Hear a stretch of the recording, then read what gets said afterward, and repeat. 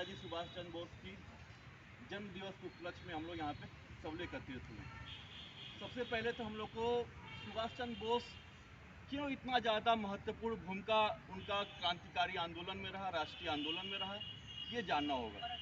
और सबसे बड़ी बात यह है कि नेताजी सुभाष चंद्र बोस का जो जीवन था, उनका जीवन व्यक्तिगत उपलब्धियों से ज़्यादा वो राष्ट्र की उपलब्धियों को महत्व देते थे।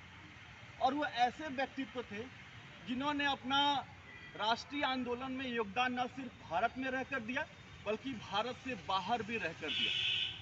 और तीसरा जो हम लोग का एक प्रकार से देखा जाए तो व्यक्तिगत है कि हमारा कॉलेज का नाम भी एक प्रकार से नेताजी सुभाष चंद्र बोस कॉलेज है, तो हमको उनका जन्मदिवस एक प्रकार से अच्छे प्रकार से सेलिब्रेट करने की प्रेरणा भी देता है। तो जो इतने महत्वपूर्ण व्यक्तित्व थे, तो कोई भी व्यक्ति होता है वो अपने तत्कालीन जीवन काल परिस्थितियों से प्रभावित होकर ही अपना योगदान देता है। सुभाष चंद्र बोस का जो जन्म था वो 23 जनवरी 1897 को कटक, जो कि उड़ीसा में वर्तमान में है, लेकिन तत्कालीन समय में संयुक्त प्रांत का वो हिस्सा हुआ करता था और वो बंगाल का पार्ट था उस समय। तो 23 जनवरी 1897 को इनको उड़ीसा के कटक में इनका जन्म हुआ और इनका जन्म एक अच्छे परिवार में हुआ था। बड़े बड़े वकील इनके घर में थे और पैसे रुपए की कोई कमी नहीं थी इनके घर में। जब उस समय साइकिल भी देखना मुश्किल होता तो उस समय इनके गांव 4 व्हीलर गाड़ियां हुआ करती थी। तो परिवार का भी था कि एक प्रकार से ये अच्छी शिक्षा ग्रहण करें और अच्छे एक प्रकार से राष्ट्र के में योगदान दें। तो उस समय पढ़ाई लिखाई में भी ये अच्छे थे।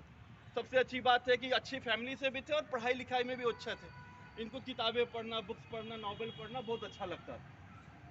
तो फिर परिवार को लगा कि क्यों नहीं इनको इंडियन सिविल सर्विस के परीक्षा में इनको पार्टिसिपेट कराया जाए।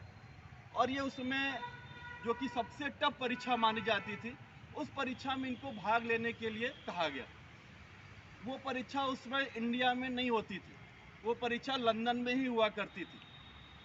और उस समय जो मैक्सिमम एज था वो 23 साल था। 23 साल से ज़्यादा अगर कोई व्यक्ति हो जाता था तो वो इंडियन सिविल सर्विस के परीक्षा में भाग नहीं ले सकता था। लेकिन 1919 में नेताजी को लंदन भेजा गया। तो 1919 का मतलब 19 साल इधर और 3 साल 1897, 22 साल के वो हो चुके थे। 1 साल बस बचा हुआ था और उस 1 साल में ही उनको तैयारी भी करनी थी और पेपर भी देना था।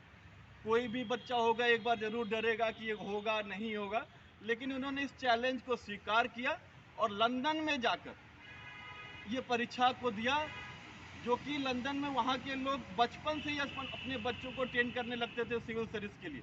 उनसे उनकी प्रतियोगिता थी। उन्होंने उस टफ कंपटीशन को पास करते हुए इंडियन सिविल सर्विस की परीक्षा पास की 1920 में। लेकिन उनका वही, जैसा कि मैंने पहले बताया था, कि उनको अपने व्यक्तिगत जीवन से ज़्यादा राष्ट्र जीवन प्यारा था। उन्होंने परिवार के कहने पे ये परीक्षा तो पास कर ली, लेकिन 1920 में ही उन्होंने बोला, अपनी माता को पत्र लिखा कि पिताजी के कहने पे तो मैंने ये इंडियन सिविल सर्विस की परीक्षा पास कर ली, लेकिन मेरा कुछ अलग करने का मन है। अगर आप साथ दें तो हम ये नौकरी छोड़ना चाहते। बिना ज्वाइन किए ही 1920 में ही नेताजी सुभाष चंद्र बोस ने इस नौकरी से त्यागपत्र दे दिया।